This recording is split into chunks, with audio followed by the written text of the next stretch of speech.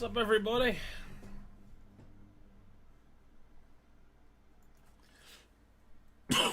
Damn.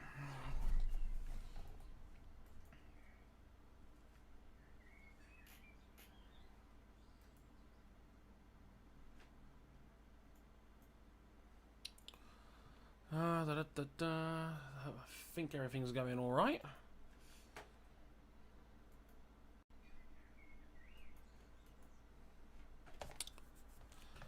Let's just get the Instagram plug-in.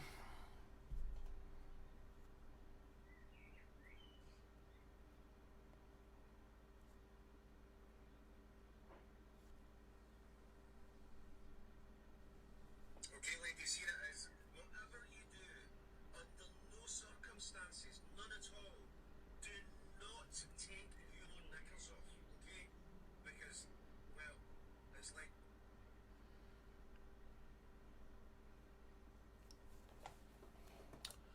Just filming a quick Instagram advert real quick.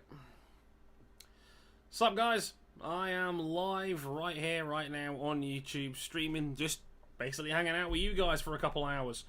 You can ask me questions, ask me about the kick, all that fun stuff. It is live on youtube.com / Motorsport 101 right now. Check it out.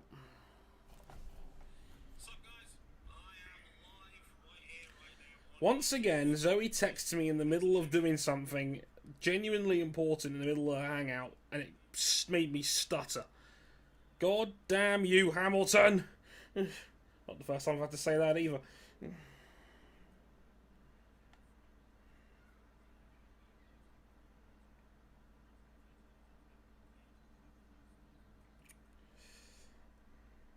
There we go. Alright. I think that'll just about cover it. Let's just check the chat real quick. Hello, Connor. Yeah, I'm going alright, man. I'm doing alright. Can't complain. Everything is, well. Can't complain in the slightest. Just taking it day by day, you know, as you do. Hey, Joe. As well, Joe McMillan, nice to see you, buddy. How's it going? Hope you're doing cool. Also, I love that you came in, Jason, saying that you couldn't make it, but you made it anyway, but saying you got to go to bed because you're going to be up at 4:30.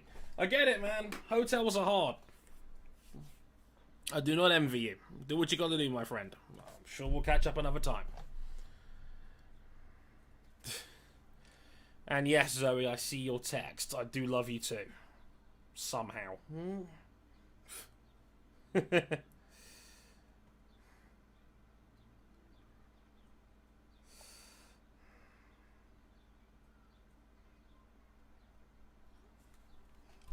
I'm texted in the middle of a hangout. How unprofessional of me.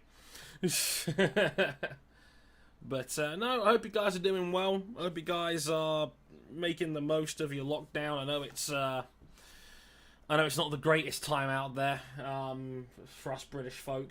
There's a lot to be very easily frustrated at, and there's a lot going on. But you know, we got to make the most of the time we have, you know, and hopefully, with a little luck, things do get better soon, you know. But hey, I'm here for the next couple of hours. Let's chat about stuff that seems to bring out the best of you guys. So you know, I'll throw it out there to the floor. If anybody wants a topic, or if anybody wants my opinion on something, or if anyone wants to ask me a question, knock yourself out. Bloody hell, who's burning shit? Yeah, sorry, our neighbours have had a bad habit of setting stuff on fire over the next few doors lately. I think we got away with it on this one. But, yeah, if anyone follows me on Instagram, you've probably seen that I've got a bad habit of neighbours just burning wood in the backyard. But, yeah, we make the most of it. Hi, Sai, hope you're alright, mate. Hope you're doing good. How am I, Joe? I said I'm good, man. Honestly, I can't complain. Like, oh, someone's burning shit in the alleyway. That's what's done it. It's the other end of the you can't see it from here. That's why I got distracted, because I just saw the smoke come up from the back of the garden. It's the third day in a row someone in the neighbourhood has been burning shit in the backyard. Yeah, it's a bit of a distraction because it fucking stinks. And I want to have my windows open because this room gets really hot with all the electrical gear and whatnot. Anyway, yeah, like I said, I'm good. I can't complain. Like, this lockdown I know is not ideal for anybody, but I can't lie. I'm having it's been a decent time off. Like I said, mentally I was stressed the fuck out with work. So, you know, getting a break and then getting paid for it, as long as we stay at home, which for me has always been easy, given that I'm very comfortable in my own four walls and very comfortable in this bedroom of mine. So I can't moan. It's been nice to get some time off. And if I'm being real with you, as I've mentioned, as most of you know, I work in the gambling industry, so we have no reason to be open right now. It's live sport? What live sports? You know, so at the moment it's been pretty comfortable. I mean, I know, sorry to hear you've been put on furlough, Jason, which is never ideal. Still working and taking a pay cut. That's just shit. I'm not gonna lie to you. I'm one of the lucky ones. I am one of the lucky ones that hasn't been put on furlough, that is getting paid in full during the downtime. You know, I hold my hands up. I know a lot of people have got it a lot worse off than I have, so I'm very fortunate in that sense. And yeah, it's not ideal, to say the least. But I've got to be lucky. I've got to thank my lucky stars that, you know, I'm being looked after in that sense. And, you know, me and Ryan are doing okay, you know, because Ryan, my brother, works for Paddy Power as well. So yeah, the only downside is that what do you call it? That they did cut my pay, but that was because of my shop's grade being low. It had nothing to do with this downtime. It's just, I think, another way the company can quite cheekily save a few pennies per hour. But besides that, it's all cool. You know, I can't moan. I remember you saying, Zoe, that your joint is going back to full opening hours in June. I still find it amazing that, you know, the industry you work in, which is insurance, is apparently deemed essential. It isn't. I don't care what anyone fucking tells me. Insurance is not necessary at all. And, you know, anyone that says otherwise is kidding themselves, you know. We couldn't argue that at Paddy Power because we're in the bloody leisure industry. We're literally bottom of the pile of things that shouldn't be reopening in any sort of hurry. We are, as far as I'm concerned, no different from a pub. You know, a pub is literally built for social gatherings, and gambling is absolutely the same. So I don't think we'll be open again anytime soon. They've already said yesterday they're paying us in full through till the end of June, which kind of says to me that they're not going to be reopening for at least another month, probably longer, and that's whether Boris decides to ease it down or not on tomorrow or Monday or whenever the next big announcement is due. But I don't think he'd be a fool to do that. But then again, this is Boris Johnson, so. You know, I don't think I need to go into too much detail on that one. But no, like I said, I can't complain. Shit's good. If anything, I've been able to actually save some money and put some stuff down and actually have something resembling a savings, even though the interest rate is like 0.1%. Woo! Can't wait for my pound for putting £1,000 in my savings account. Woo! That's that interest right there. Take care, Jason. Yeah. Even the house buying ISAs have gone down to like 1.7%. So you know, that's fun. Not to get too financial on your asses. But no, besides that, all is good, man. Can't moan. Kind of saying, have you got a team for the Bundesliga, seeing as that's going again next week? I still find it amazing that the Bundesliga is coming back, like, while most Germans are being told to keep within a kilometre of their own homes. But football's A-OK.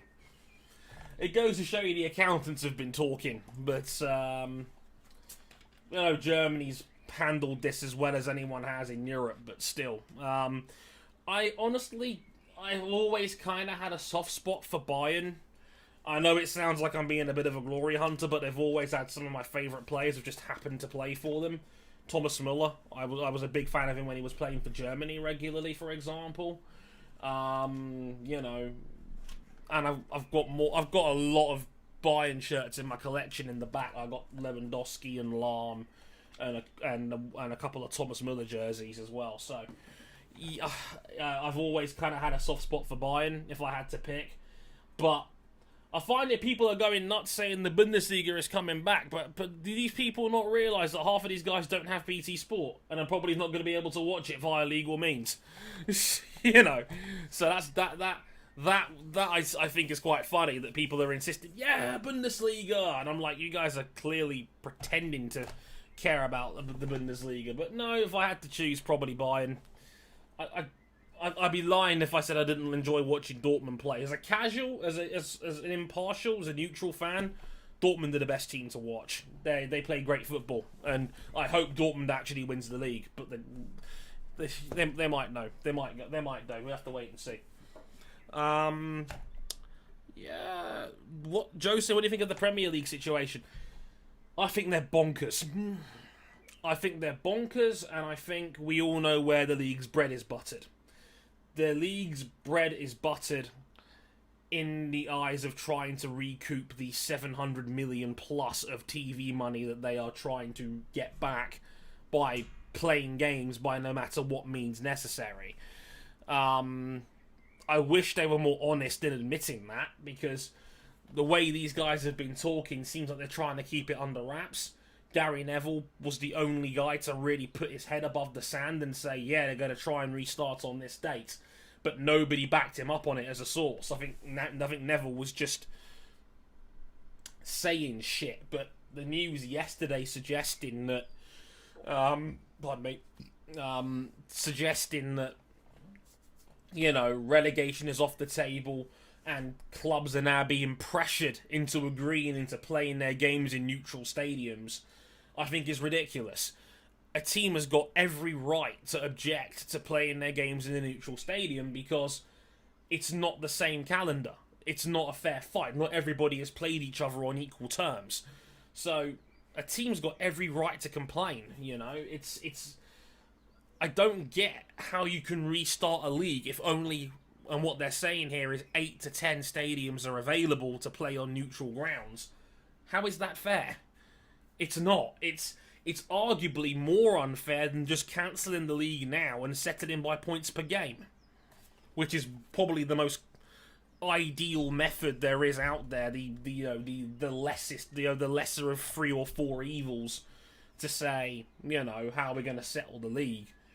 Points per game is probably the fairest method, but even then, teams like Sheffield United that have got a game in hand and a very critical game in hand because they're 2 points out of what would be a potential Champions League position if Man City's ban gets held up, they still have a chance to increase their average if they win that extra game. So even then, it's not entirely fair. And if I was a Sheffield United fan, I'd be absolutely livid. And look, I'm a United fan and I'm saying this. We directly lose out if Sheffield United came through. But the question is, how much do you want to compromise? How much do you want to, how badly do you want to finish the league? And it's pretty clear the Premier League badly wants to finish the league by any means necessary. And it's looking like they're going to restart in June. Which, given that we're still at over 500 deaths a day in the UK, and that's not including care homes, and that there's still thousands of active new cases every day, I don't understand I don't understand why there's such a pressing need. Well, actually, take that back. I know exactly why there's a pressing need for them to feel like they have to restart games.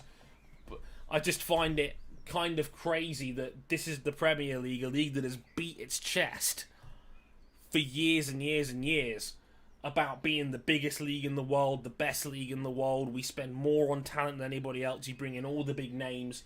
All of that is based on TV money because Sky pay billions for the broadcasting rights. It's one of the biggest broadcasting contracts in world sport.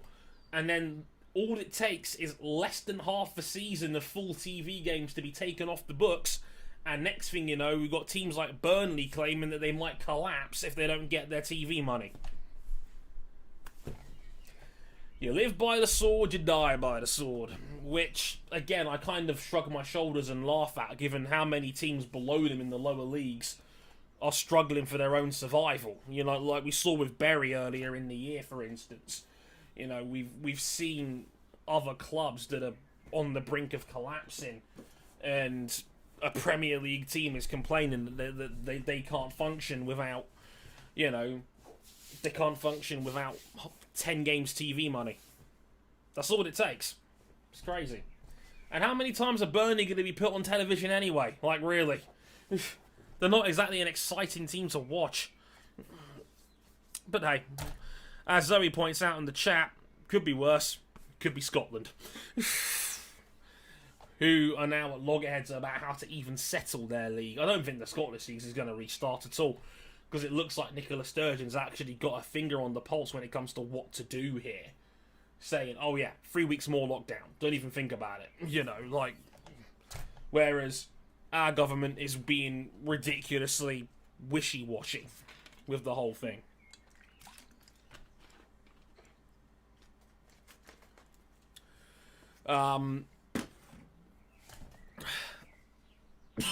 It's a weird one, but... No, I don't... Long story short, I don't think the Premier League should be restarting anytime soon. I think they should void the rest of the season off and just give Liverpool the league title. No one goes up, no one goes down, and they settle it on points per game. I'd have no problem whatsoever if they did that, because it would actually give the players time to rest. But it's not going to happen, because the Premier League would be coughing up so much TV money, and Sky's not going to foot the bill for that. So they're going to restart. It's a matter of when. The thing is, though, they're going to be under pressure to finish the league by August 2nd. That's the UEFA deadline to finish these games if they want to give Champions League spots away. So of course they're going to do whatever they can to finish up, you know. But yeah, they're probably going to restart in June.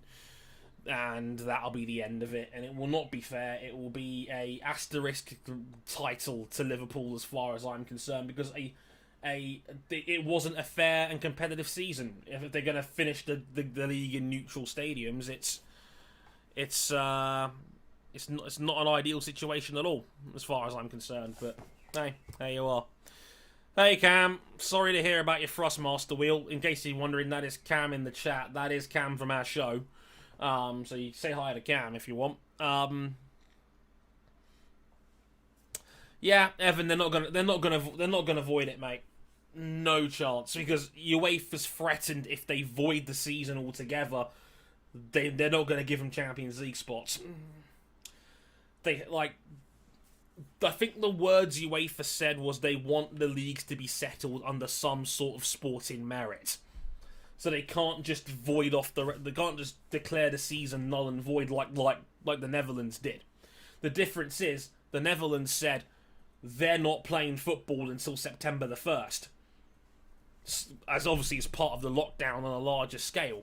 So it kind of forced the Dutch FA's hands. What could the Dutch FA do? You know. Exactly, Zoe. That's exactly what I'm getting at. The Dutch already voided their league off. I think they've already bitten the bullet and said, you know what, sod it, we're not going to have a team in the Champions League next year then. Because if they can't play till September 1st, the rest of Europe is not going to wait until the middle of October or November to play a Champions League campaign. Because, if you think about it, You've got to take something out of the schedule somewhere to fit everything in. You're still going to have a winter break in Europe like the rest of the leagues do outside of our own league. And they've pushed the Euros into what would have been this year in July. They've now moved that to next year. So that everyone's now got to scramble to catch up again. They've got to take a bullet somewhere.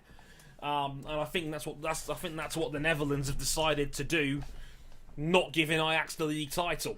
And I think everyone in Holland's just kind of accepted it and was like, you know what, fair enough. Yeah, if the government says we can't play till September, then they can't play till September. And if they can't play till September, then what's the point, you know? So there's going to be many a different conversation about how different countries are going to handle this. Because France and the Netherlands have already said no football till September. Italy is scrambling around to restart. We're scrambling around to restart. And Spain are probably going to restart in June. So no one is on the same page here. And no surprise the really, really big leagues are, you know, desperate to get games going again. Meanwhile, French football's already had their arms chopped off, as have the Netherlands. So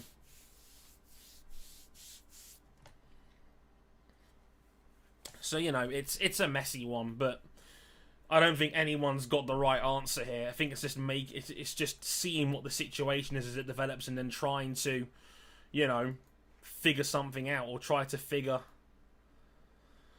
you know, how much of a compromise you really want to make in the end, you know? Pardon me, bit of gas. Yeah, Dom, yeah, cricket's in big trouble, Dom. I know you saw it. I saw it in the chat.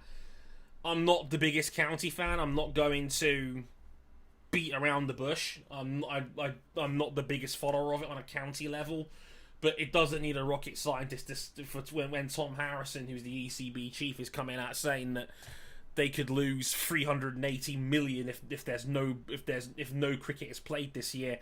And for those guys that don't know, the window is a bit different there because you can't play cricket in the winter. You can't, you know, maintain a ground and keep it under decent condition until about after October. You're playing Russian roulette with that because the weather gets worse in the UK. They've already voided off a good chunk of the county test championship.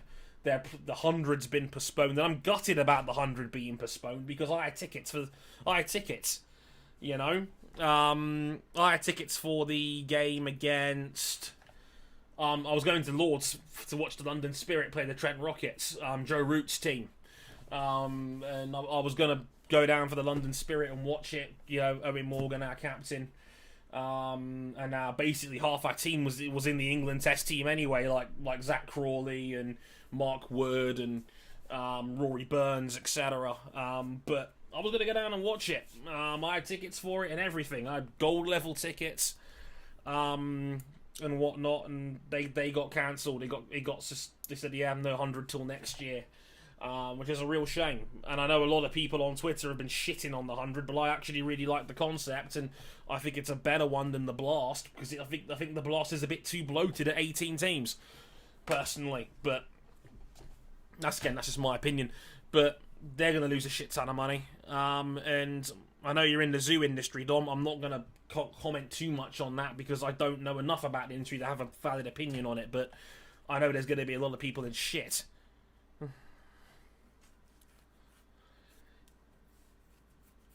Let's have a look here. Yeah, Lewis is right, Joe. Cash is king. There's no doubt about that. NASCAR, yeah, they're going to be racing next week. America, capitalism, you know, where getting races off is clearly way more important than people's lives. Then again, I'm talking to you from a bedroom in London. I can't talk. So, you know. Yeah. As Mars pointed out, it's not so much the county championship, it's the Blast. That's what gets fans through the door. That is a one-day, one-time event for families. That was a big deal. to have the blast because it's all 18 counties that are in it. If that's like the last priority for the ECB, if they want to get any form of cricket off, it has to be the blast. The 100's not worth the risk right now, but they have to get the blast going if they can.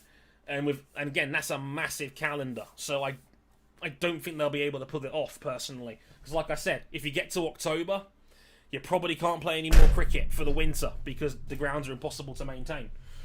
So yeah, we got to wait and see, but it's not great. Everything I had sporting wise planned this year is gone up in smoke. Everything. The only one I've even got half a chance with left is the Belgian Grand Prix, and even then, it's been postponed. And it was originally going to be August 31st, right before Belgium was meant to start having sporting events again. And if they reschedule it, it'll be behind closed doors, so there's no point. So I'm waiting on a refund for that, personally. Yeah, we could lose 6 counties. That would make sense. Hi, Tom. Good to see you, buddy. With sports, it is an ever-changing situation. Hard to judge when it will get going. Just wait until the end of July to see if any UK motorsport will go ahead. Yeah, I know. For those guys that don't know, Tom is a steward. Not a steward, sorry. He's a marshal. He volunteers at brands and other places. And it's not looking promising. I don't know how they're going to get any sort of season crammed in. You know, so yeah, it's a load of shit for a lot of people. Definitely. I know British touring cars is always a fun one for a lot of people. That and British Superbikes are 2 big ones on the domestic scene. So yeah, we've got to wait and see. Joey, hi Dre. What do you think about Andrea Dovizioso going to KTM with Miller or Spargaro replacing him? MotoGP. From what I've been told, and I do have a couple of guys on the inside, and not just the one you're thinking of who used to be on the podcast. Apparently, Dovi is thinking about a new challenge. There's a lot of rumour going on that Dovi's apparently lost his confidence at Ducati, which is amazing when you consider he's still clearly the second best rider on the planet right now. But apparently there's a lot of inside talk that Dovi's lost his confidence. He can't see a way of beating Marquez on the bike in red, which, to be fair, is understandable. And he's 34 years old. He might have one last big contract in him. He's in the twilight of his career. Maybe an upcoming KTM factory might help. It might bridge the gap. Dovi's got a lot of experience. He's ridden for all the big 3 manufacturers in his GP career. He's one of the most experienced names left in the paddock. And as I said before, he's the second best rider in the world behind Marquez. He's been runner-up 3 years in a row. I could see it. But you'd be breaking up a really good KTM team to do it. I'm a massive fan of Pol Espargaro. I always have been. Pol is the best bad bike rider on the planet. He has done miracles on a very shit KTM team that, don't get me wrong, has done a decent job getting it to the point where they can get into the top 10 on a semi-infrequent basis. But they need more. And Pol has spearheaded them. But I wonder, law of diminishing returns and all that, whether Pol has taken that team as far as he can take it. I don't know. And they've got Brad Binder there as well, who's a very, very talented young South African. Big fan of Brad Binder, always have been. Very, very talented guy. So I don't know. Like, it's a big call to walk away from Ducati, but as Cam puts in the chat, he's got nothing left to really achieve at Ducati. He's been there 7 years now, and he's gotten them about as close to winning a championship as anyone has at Ducati since Casey Stoner. The problem is that, as it stands, we are dealing with maybe the greatest bike rider ever at Repsol Honda. It's the same thing that happened to guys like Roberts Jr., Biaggi, Gibernau, Melandri during the Rossi era in the early 2000s. It's the exact same deal. One guy is just, so good that, it kind of makes everybody else kind of invalid. It's a hard one, but you know, there's not much you can do about it, I suppose. Evan, given the lack of any sports on TV right now, would it be worthwhile giving esports titles the TV push? Why not? They ain't got anything else, you know? Because we've already seen Motorsport do that. I know for a fact that the Redacted Legends Trophy is on Eurosport. Sky Sports F1 are broadcasting all the virtual GP events as well as the virtual GPs and the IndyCar Challenge when that was being aired. It was on there as well. You know, so Motorsport has already been embraced by the TV channels for the Motorsport esports events at least. Why not push it one step further? There's no reason why Sky Sports Football can't put any football exhibitions on.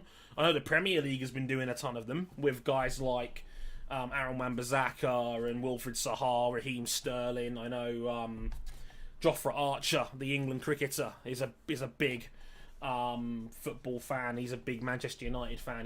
He's done a couple of exhibitions as well. You know, it's hard for me to comment with this sincerely because I'm quite cynical, not towards esports itself, but because of the oversaturation of the motorsport genre on the platform. I've always looked at motorsport esports events kind of like Diet Coke. Bear with me on this one, right? Diet Coke, it's like, I like Diet Coke. I'll happily drink a Diet Coke. But if I walk into a shop, I'm not picking one up off the shelf and drinking it. You know what I mean? I'll take it because it's been offered.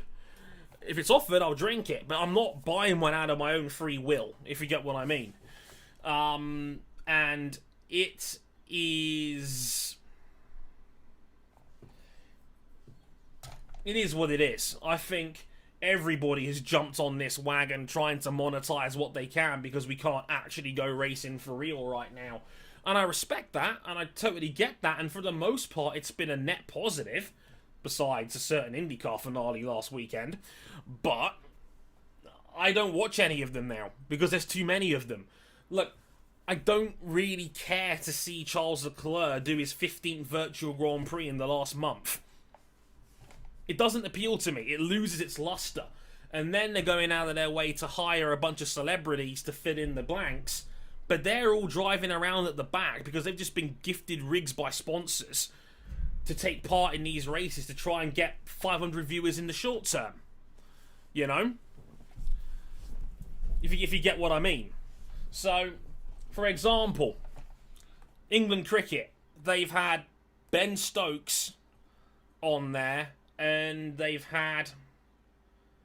whatchamacallit? They've had Ben Stokes on there, and they've had Stuart Broad from the England cricket team. They've had Alessio Romagnoli, the AC Milan football captain, on the virtual GP series. They've had Ian Poulter, the golfer, on there. Those guys are great in the short term, but no one's going to keep tuning in to watching them week after week after week after week. Like, they plugged the shit out of Stuart Broad being in the Brazil race. He was in 19th the whole way through because he's just been given a rig and he's going to be shit at a game. Especially when he's racing people that have rigs, have experience, and are playing this game religiously because they've got nothing else going on. You know? So it doesn't work in the long run. And that's the point I was trying to make on Twitter a couple of days ago when Sophia Floresh had another bitch fit about how it's a token series, and I think Sophia Floresh is a hopelessly naive woman with a victim complex and an axe to grind against the W series, but she doesn't help. And yeah, these series are not being diverse. Formula E has done more in that state than anybody else. I get the short-term approach that these big events are going for, but in the long run, I think it's going to suck. You know, And Zoe puts in the chat, they should invite an IndyCar driver, get the drama clicks. Oh, could you imagine if they invited Simon Pagenaud on? Oh boy, the world ain't ready for that. Oh boy, that would be something. Oh dear. Joe, just catching up on the chat real quick. Hi Toki, nice to see you, man. Hi Rory, good to see you. Hi Miles, nice to see you too. Hi Mikey, nice to see you. Just saying hi to everybody. Has it been confirmed that Rossi will ride for Petronas next year? No, but but apparently it's close. Apparently it's all but a done deal. That Rossi will ride for Petronas Yamaha next year alongside Frankie Morbidelli. Apparently Petronas want to keep Morbidelli quite badly. He's probably the #1 free agent left on the board for next year, and I don't think Petronas want Rossi there, but Yamaha's probably going to foot some of the bill, given they're giving him full factory backing. So I hope you like Rossi in turquoise and yellow.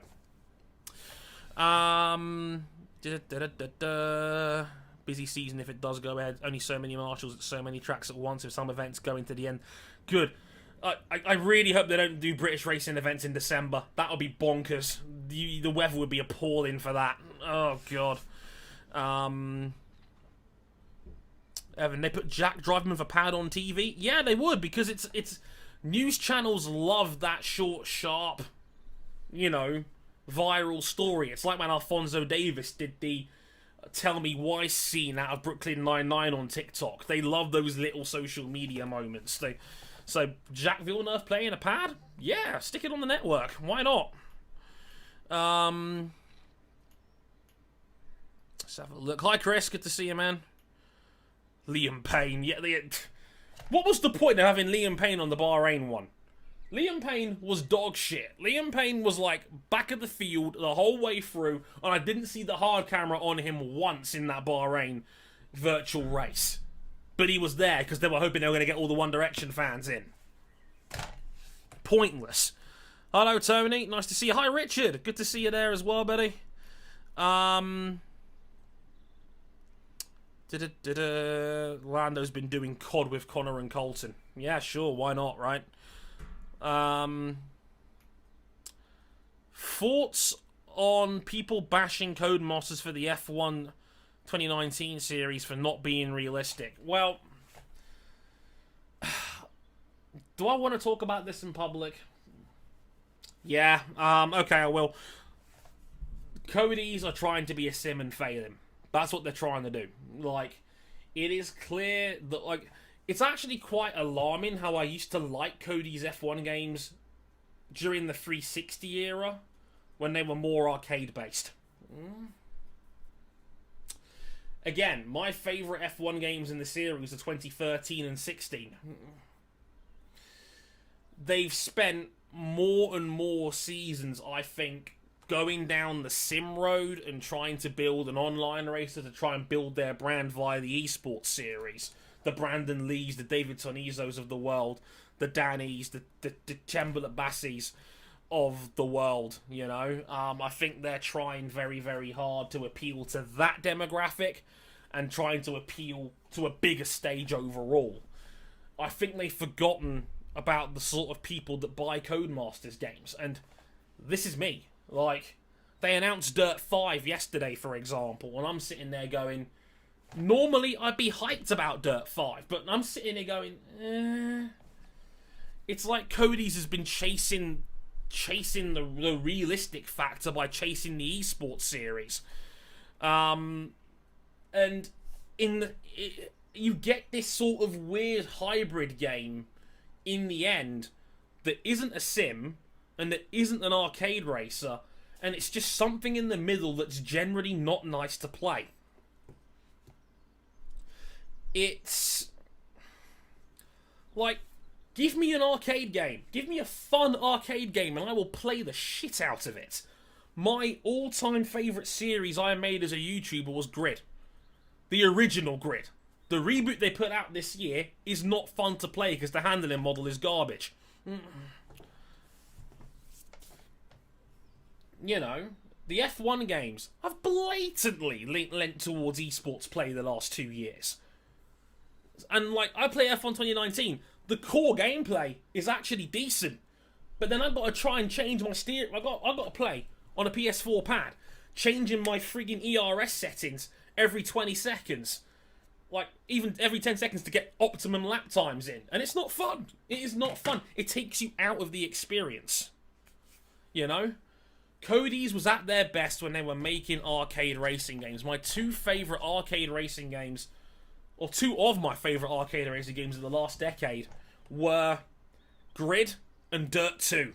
Not Dirt Rally 2, Dirt 2. That game was fun as hell. I played them 100 hours plus. And as years have gone on, I think they've ignored their original demographic and have started chasing this sim carrot because they want to be an Assetto Corsa, they want to be an iRacing, they want to be an R Factor. They will never compete and beat those games. Never. They're too bedded in. They have too much of the consumer base for hardcore sims already. And the F1 games, as much as they've tried over the last 2 or 3 years, it's still nowhere near what it could be. It's not a sim. It's nowhere near. You speak to anyone that's anywhere near it, it's not a sim, and with their connection issues, it's not even an esports ready title either because they keep getting dropouts. Like with Lando Norris and Jimmy Broadbent. You know? I miss when Cody's made fun games. It's just, it frustrates me. And I say this with full disclosure as someone that has been a fan of Cody's for years, has played and bought so many of their titles to a point where their social media admins were giving me free copies out of the goodness of their heart. F1 2019 was like the first F1 game I actually had to buy in about 4 years. Because I had some very generous souls from inside the camp that were sending me games for free. You know, the person that did doesn't work for them anymore. But if you know the F1 Twitter sphere, you can probably guess who that person was. I won't go into the name. I won't name names, but you get the gist. I speak these words as a fan. I don't like the way these guys that were better making arcade games are trying to make sims. Because it takes some of the fun away for me. That's all it is. Like, my favourite Cody's games are the ones that are designed to be fun arcade races, not the ones that are trying to be sims and failing. And now they've bought out Slightly Mad Studios, which does not fill me with confidence at all, given how much of a bust the Project Cars series is. Rant over. Let's have a look here. Agreed with you, Dre. The last F1 game I played was F1 2017. Haven't touched it since. Yeah, don't blame me, it's okay. Am I the only one to be worried about doing all sessions in one day in Texas for IndyCar, I assume? Chuck made a big deal about the dangers on ovals and jumping in blind. Yeah, I completely agree. There needs to be a test, and then they need to make it a 2-day event, but they can't do that now because they have to race. Race, damn it, says IndyCar. So, you know, it's a tricky one, to say the least.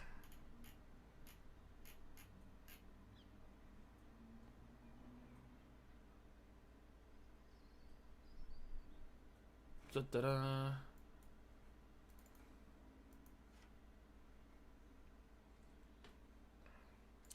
Dropped a few frames there for a second. I hope you guys are all good. Yeah, that's why I stopped for a second there.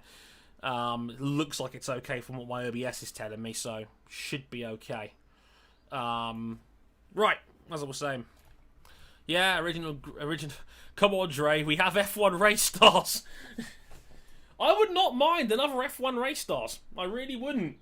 I didn't like the handling model, but I thought they had a decent thing going on there as an okay kart racer. I thought it was fine. I thought it had its place in the market, but, you know, it's only used by Veloce as a way of getting more content out between their murderer's row of content creators. And more power to them for that.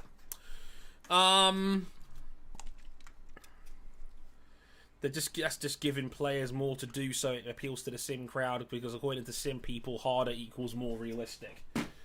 Yeah, like I said, I play games for fun, Cam. Like I don't play games for realism. Joey Vardens puts it in the chat, saying, what was your favourite MotoGP game? And I've said it before to people, I think it's MotoGP 15. I think the 2015 version of MotoGP was the best game. Why? Because it was the most fun to play. It wasn't the most realistic sim in the world, but that's okay. Because I just enjoyed it. I played 6-7 seasons of that game online. Because it was just fun. Like, the hand-in model was fun. It was rewarding. You were encouraged to push. You knew when you were about to lose the front, so you could get the little extra bit of turning. You know, I really enjoyed MotoGP 15.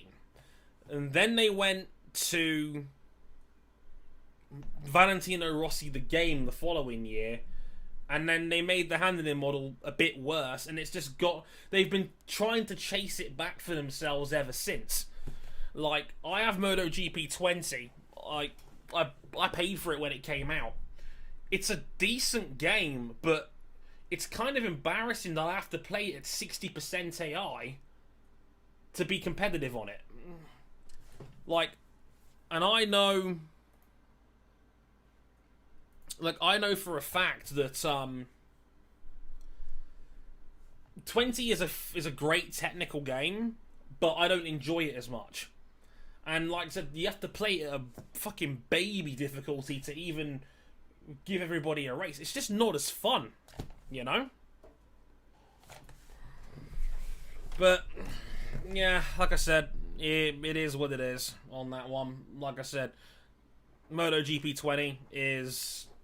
It's fun. The hand-in model isn't bad. It's just... You've got to put a lot of hours in to be really good at it, and it hasn't got a pick up and play factor about it, which is a shame, because I think their career mode is the best they've had since coming out. Like I said, from a technical standpoint, it's a pretty darn good game, but it's not massively enjoyable for me, if that makes any sense. Lewis 187, what was wrong with Project Cars? It's not iRacing, but it was better than F1. Not for me. I didn't enjoy the hand-in model at all. I had it. Look, it's unplayable with a pad. Like, most of the cars that are in the game was unplayable with one of these. If you've got a rig, knock yourself out. But I am not one of these guys that is going to have a £300 rig or a £1,000 sim racing rig in my enough. And two, I work a full-time job that has unsociable hours. I am not going to have the time to really dedicate... I'm not a gymmer. I'm not going to be able to sit down 6 hours a day and dedicate myself to being able to maximise the efforts of me buying a rig, for example, or buying a wheel or pedals or anything like that. Like, I've got podcasts to make. I've got a busy full-time job. You know, I want to write. That's my second priority as a journalist. I don't even like calling myself that, really, to be honest. I'm not going to have the time to justify me spending the better part of 4 digits on a rig, especially when there's now a big markup on sim racing gear because everybody's hopped on the wagon. So, you know, it's even more inaccessible now.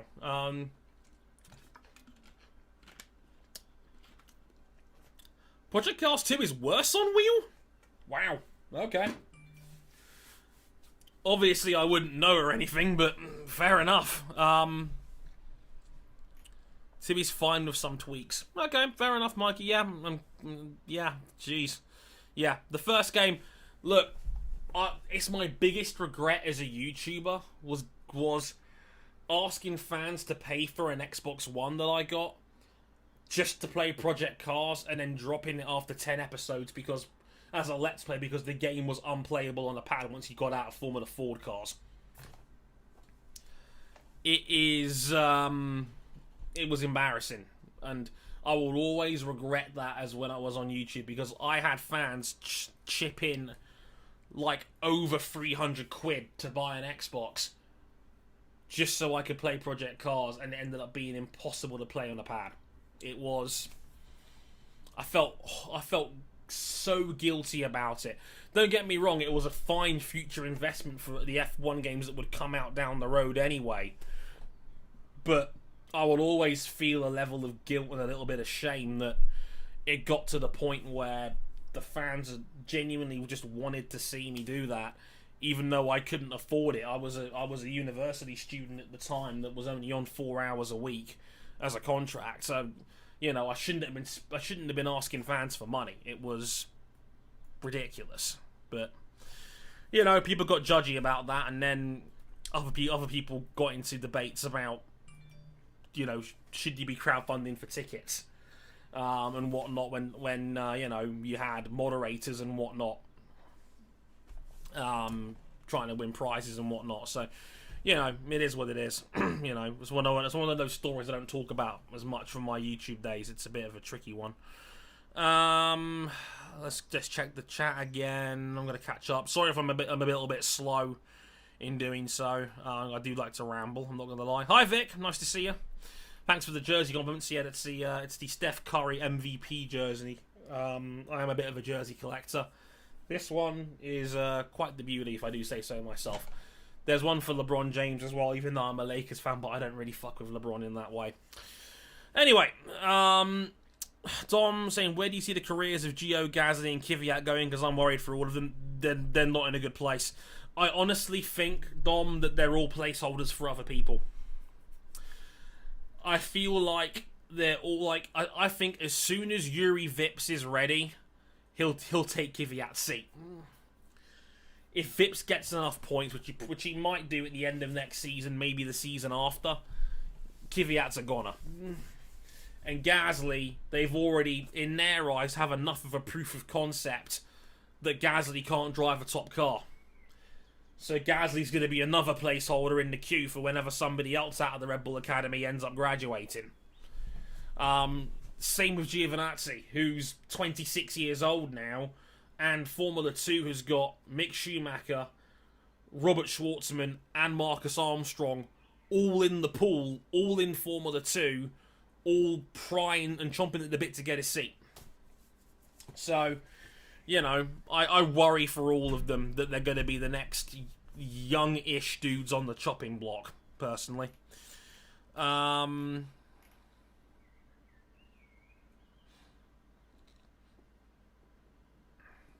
I've not played the Iron Man TT games, Joey, unfortunately. Project Clark was on pan being abysmal to drive.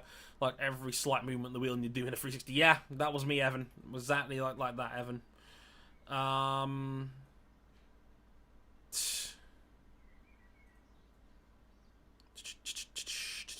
Checking the chat. MVP, most vicashable player. yeah, it's... Because the thing is about these jerseys is they have the MVP years that they were MVP on them. So, like, Curry's got those two for 2015 and 16, and LeBron's got the 4 MVPs that he's got all in. There's one for Giannis Antetokounmpo as well, and for James Harden on Nike's website if you want to get them. If you want to get one, they're 120 quid. They're not cheap, but you get 25% off if you enter the code SPRING25. If that helps. Yeah, as Evan says, even Darvalava and Tsunoda can take the AlphaTauri seats if they get good seasons in Formula 2. Yeah, like, they're on the precipice. They're in big trouble. Definitely. Very kind of you in the chat to have some empathy towards my Project Cars story there. I appreciate the kind words, guys. Yeah, lesson learned, so to speak, on that one. Crowdfunding for a games console. God.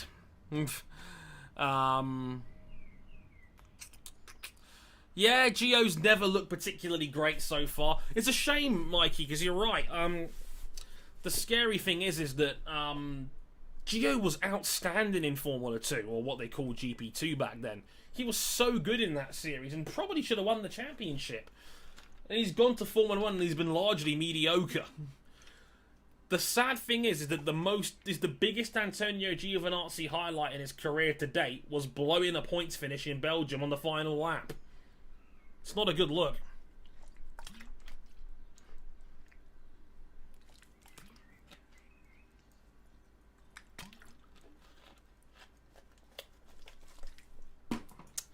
Let's have a look here.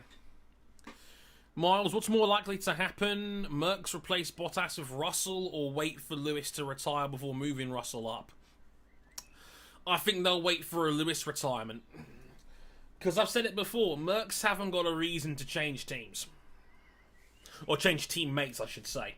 What they've got is absolutely fine. It's winning them championships. The car has still got enough of an advantage on the field where they haven't got to particularly worry about driver lineup. You know, Bottas is a great number 2. He is willing to clean up Hamilton's mess. He's got good sportsmanship in him. He has played the team game multiple times at Mercedes. You know, so I don't see why Merckx would change their drivers early. Like, George Russell would have to be absolutely outstanding at Williams for them to even consider it.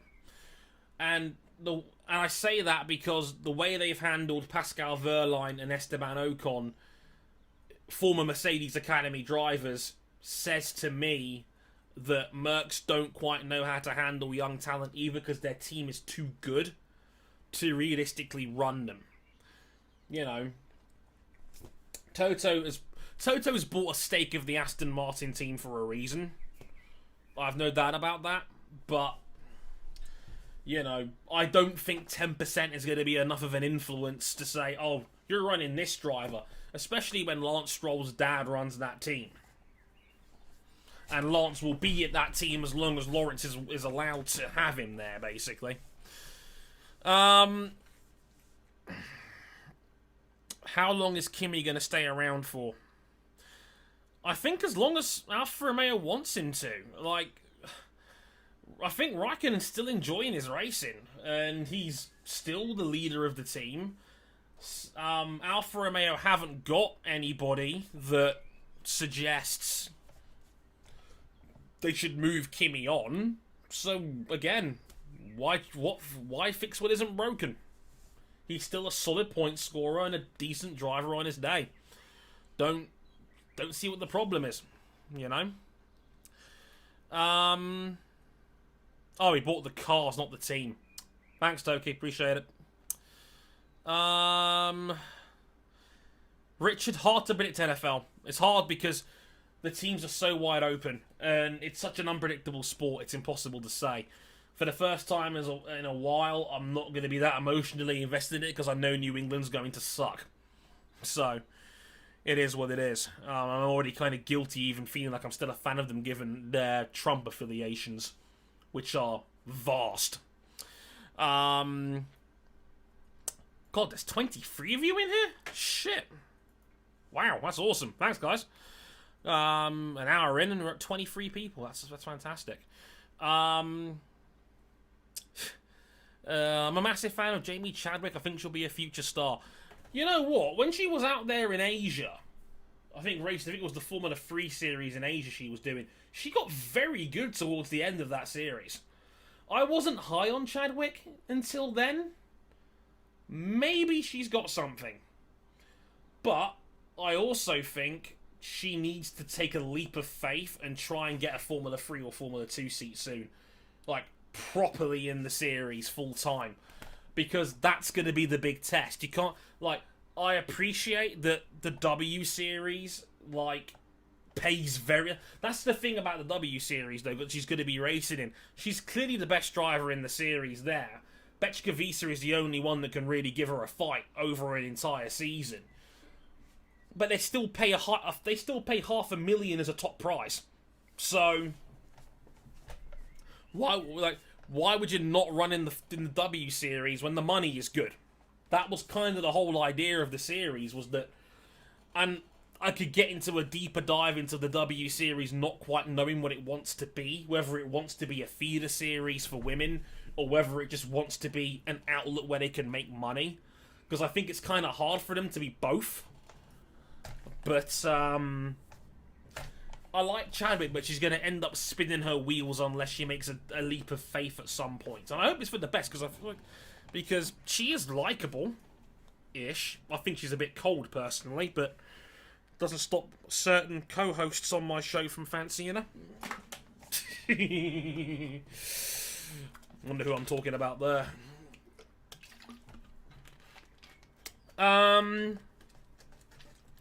Raul, do you think Vettel will eat his pride and take the revised contract that pays much less? He may not have a choice. I think Vettel might retire. I really do.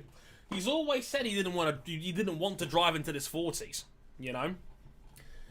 I think he's always been the sort of guy that would ride off into the sunset, especially given he's now got a young family at home as well. He's got, 3 kids at home to look after and spend time with. I know Nico Rosberg, part of the reason why he retired was because he'd just become a dad and he wanted to spend more time with the kids.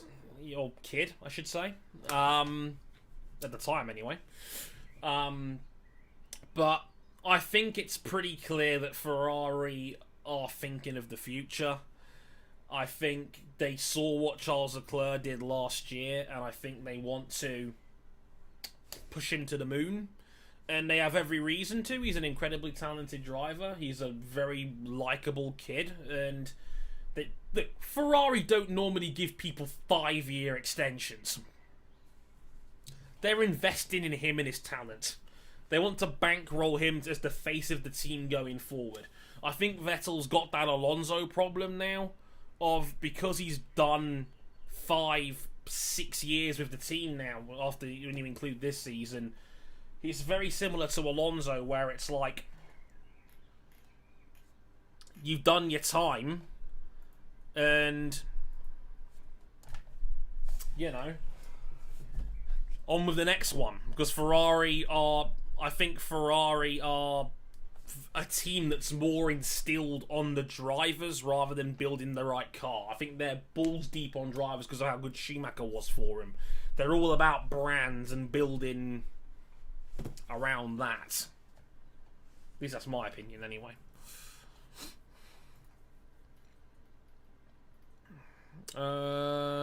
Checking the chat. Yeah, Williams are dead runners until they sell, definitely. Look, if Mercs are smart, they will absolutely go out of their way to try and get Russell a better seat. It's in their best interest to. So, I wouldn't surprise that.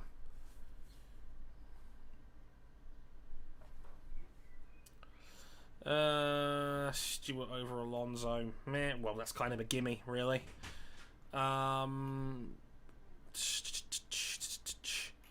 This chat's actually been a lot busier than I thought. It's a lot busier than normal. So I'm constantly playing catch up. So if I'm a little bit sharp with your questions, I'm sorry. Only because I want to get to everybody as best I can. Will Albon, Norris, or Russell ever win the title? If their parent teams back them, they have every chance. For me, the teams that they drive for has been the problem rather than their talent. I agree with you, Miles, though. It is hard to see past the Kansas City repeat. They are favourites for good reason.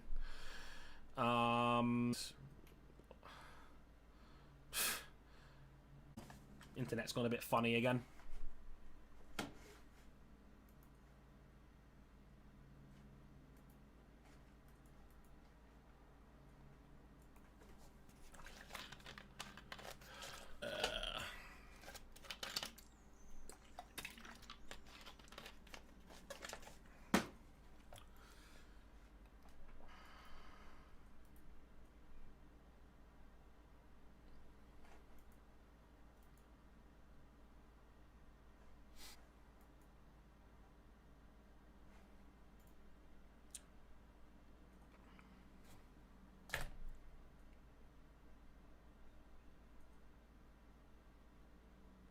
I'm on stream.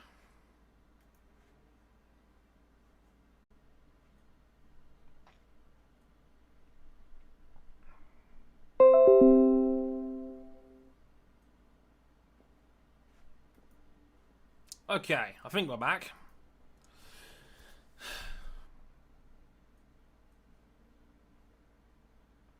God, it dropped frames everywhere. God, hang on. Hang on.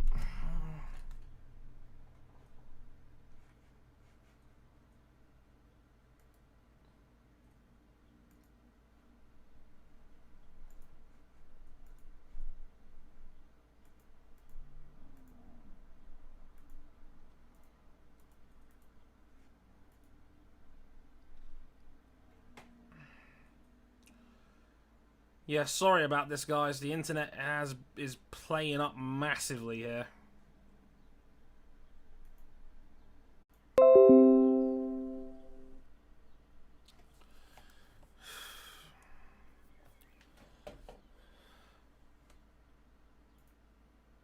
I think we're back.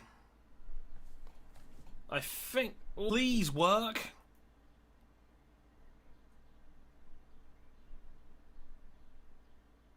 Come on.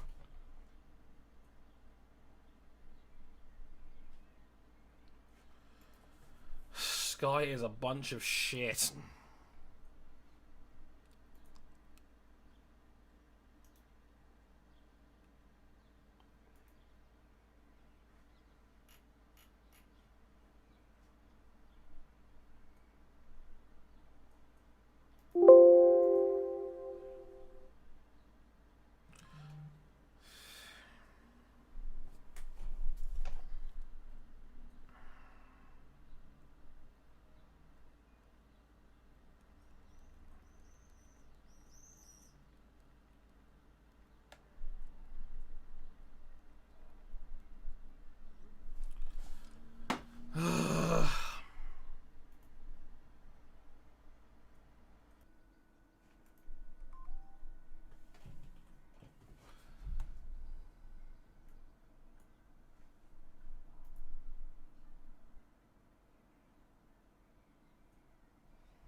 Come on, man.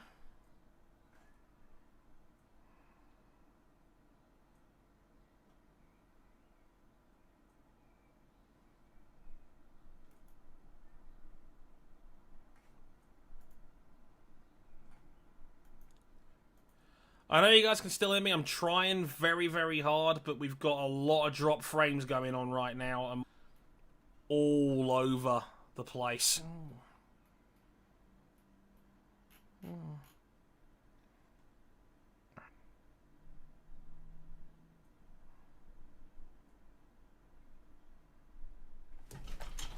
Hang on. Right. How's the internet? I'm in the middle of choppy as hell. It might need a reset.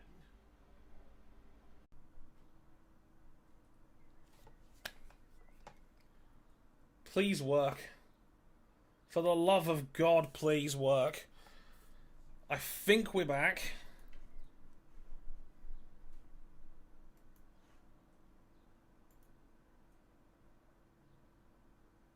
I don't see any dropped frames, so I think we're okay.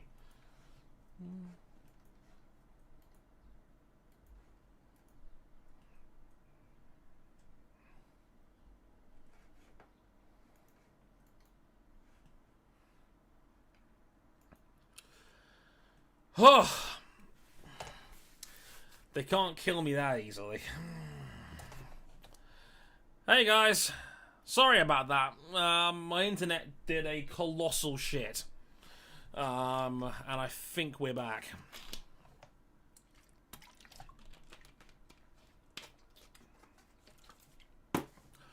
Yeah, I think we're good. Yep. I'm seeing a lot of goods in the chat. Yeah, we're back. Sorry about that. Yeah, internet connection completely shit the bed. It looks okay now, so we'll go with that. Sorry for that, fellas. Fucking F's in the chat.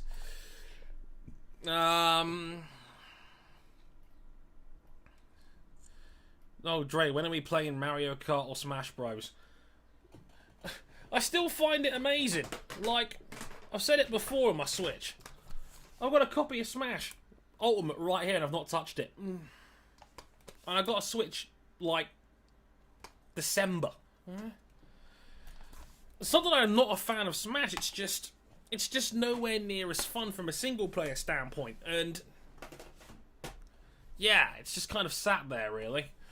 I've not invested as much into my Switch as I would like. I've played Pokemon Sword for over 200 hours now. I've got 60 hours on Yu-Gi-Oh! Legacy of the Duelist, and I just got Mario Kart 8 last week. It's pretty good, so I'll play Mario Kart whenever. So I'm not fussed. Hopefully soon.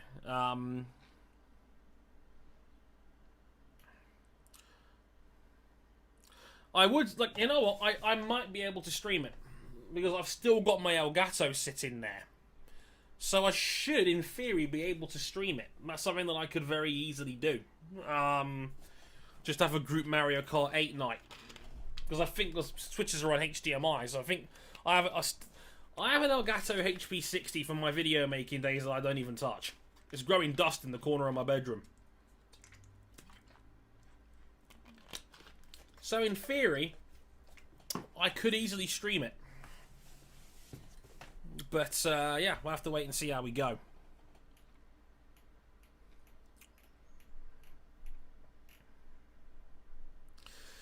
Just like you have my copy of Will Power's book. But you're never going to let that go, are you, Zoe?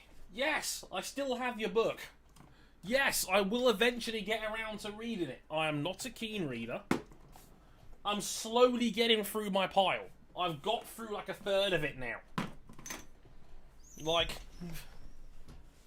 I just, a couple of days ago, finished getting around to reading Cricket 2.0, and this is like a massive, like 400-page book, but it's a brilliant book on the rise of T20 cricket. If you're a cricket fan, absolutely pick this up. It is a brilliant encyclopedia on the rise of the format. Look, this was before the lockdown started, Zoe. Leave me alone. I did that. I got around to reading How to Be Right in a World Gone Wrong by James O'Brien. Great book as well if you're into your politics and debating in general. I still haven't got a copy of this. I still have my copy of this sitting here as well. It's a long book for me, Miles, alright? I don't read an awful lot, okay? I really should, but I don't. The Autobiomedi's like 120 pages, and like I can't get around to reading that either, because honestly, my mind can't settle to read books for long periods of time. I have a very active brain. I don't know why, it's just weird of me, it always has been, but, you know, I'm getting there. I'm not one of these guys that's going to sit down and go through the Lord of the Rings trilogy in a week. That's just not me. And you know me, I've got like 1,000 other things going on at the same time, so. Also, if you haven't picked it up yet, support Josh. Buy the Autobiomelli. It's fun. He's one of the real good guys in the F1 community, so go check him out if you haven't already. But, yes, Zoe's book is still here. I will get around to reading Will Power's book at some point. Probably sometime next year. Because I am a horrible procrastinator. I make no bones about it. I am the sort of person that wants to do... Like, when I'm committed to doing something, I'm all in on it. And then everything else kind of gets kicked to the curb. And it's part of the reason why the kick has been delayed as long as it has. Like, I'll tell you guys for free. I was going to mention it anyway. Look. The book is done from a written standpoint. And again, it's only about 120 pages. It's not a massive book, but it's just something that I wanted to do for fun. But, it's done. I'm now just waiting on the cover.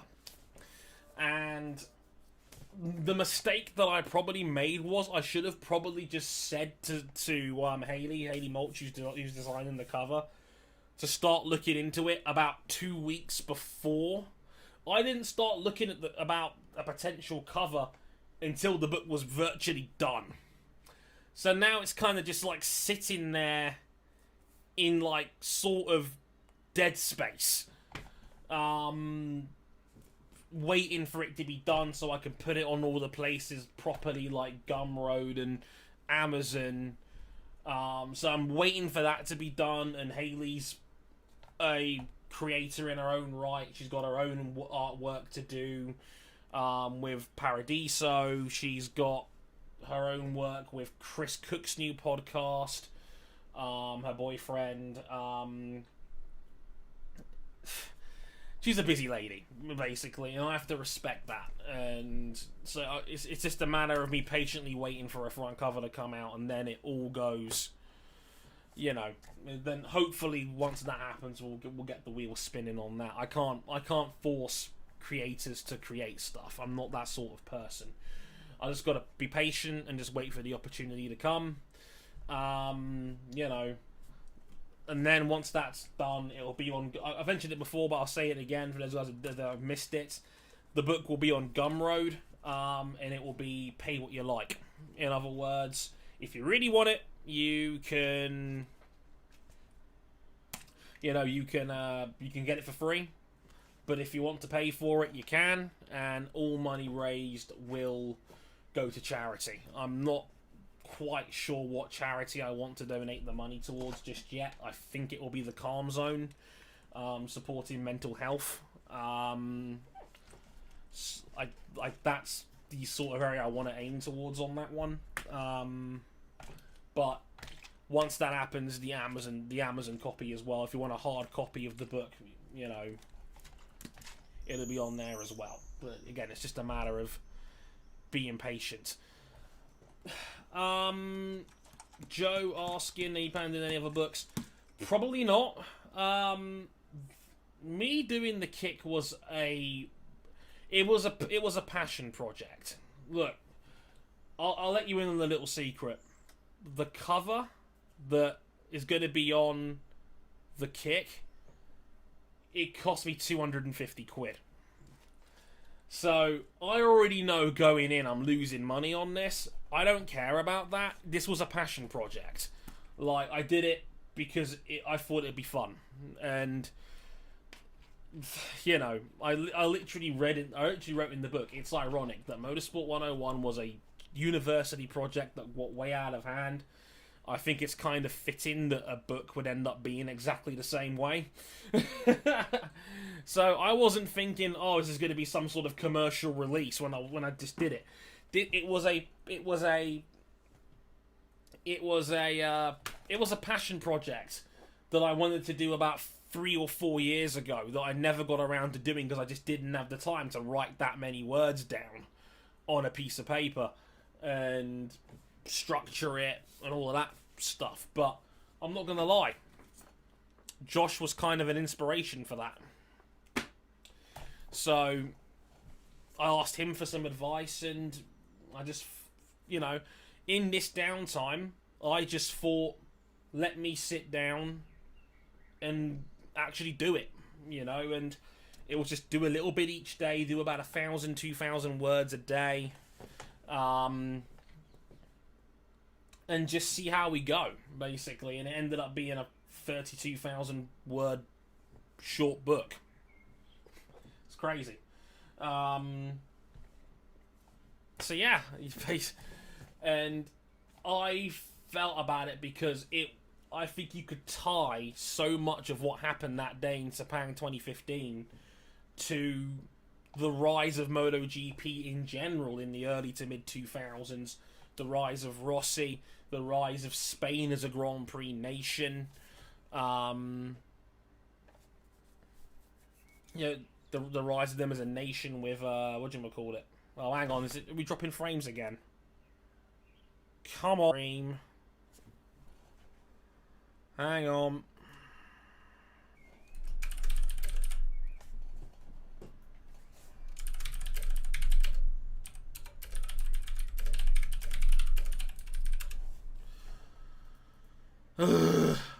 Stay. Good boy. Right. No, like I said, a couple of frame rate drops there, but hopefully, again, should be fine. No, like I said, it was just... Stop dropping frames, you bitch! It is struggling. My internet is struggling right now. Hardcore. Come on, man.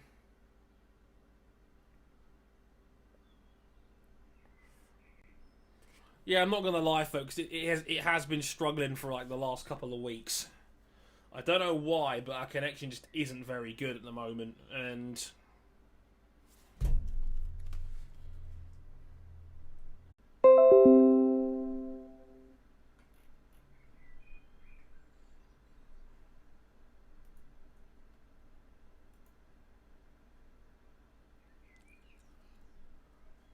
huh? I think it's working again.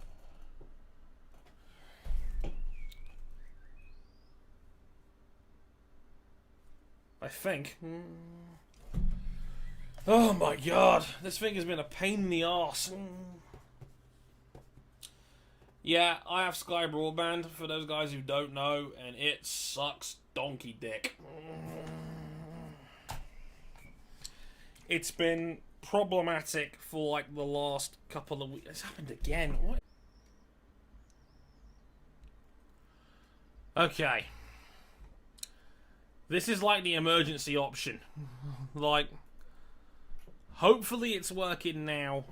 I'm literally using my phone as a hotspot. It's come to this. If this don't work, I don't know what will.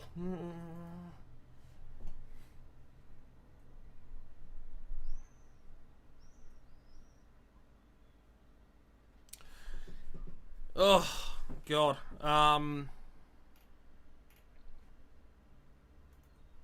I think it's working though.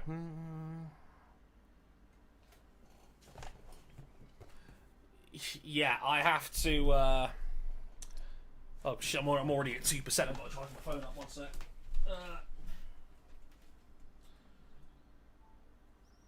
My God, it went from like 4% to 1% like in a heartbeat.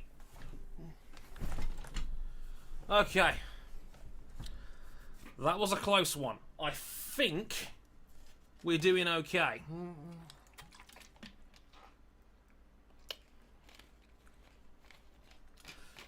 I wonder if it's to do with the fact that because everybody's at home and that people aren't working, that it's actually put a strain on internet providers and their services.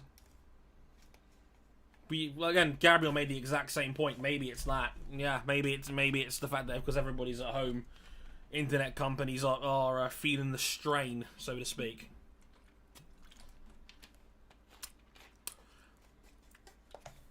But it looks stable from what I'm seeing. It looks like my EE4G has actually finally been useful for something. Somewhat.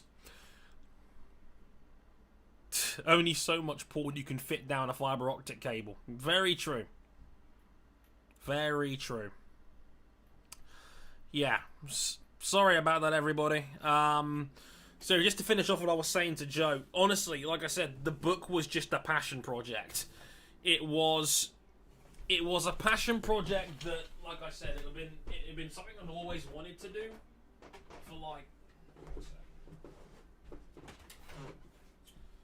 I've been wanting to do it for like 3 or 4 years, but I never had actually gotten around to, being able to make it happen. And like I said, during this downtime, I finally got off my arse and just did it for a couple of hours a day. And about a month later, I have a finished book. Crazy, that.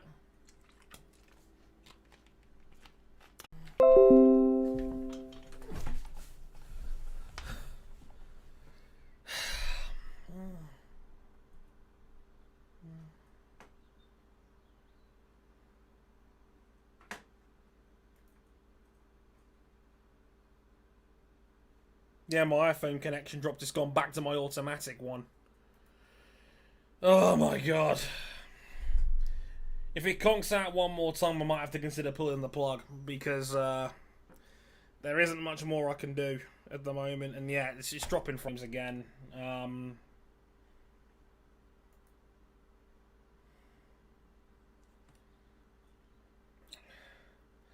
Been real patient, but it's not fair on you guys. You guys got other things to be doing. It's not fair if I keep dropping left, right, and centre.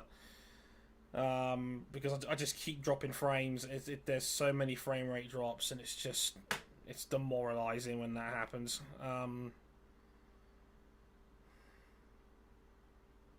Yeah, it's not gonna happen, guys.